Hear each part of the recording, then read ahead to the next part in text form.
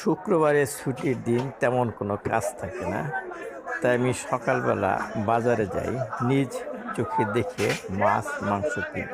পছন্দনীয় মাছ, পছন্দনীয় মাংস। এরকম একটা ময়মনসিংহে বাজার আছে।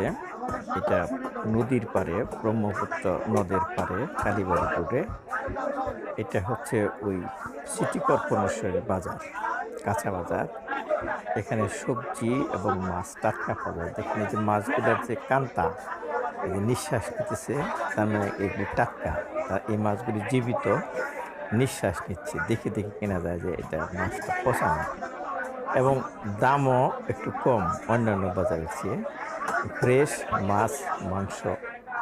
মাংস অবশ্য আমি এই বাজার দিয়ে কিনি না। তো মাছ এবং সবজি এখান থেকে ফ্রেশ পাওয়া যায়। আমি কিনে নিয়ে আসি সকালবেলা শুক্রবারে। মাঝে মাঝে যাই এই বাজারে।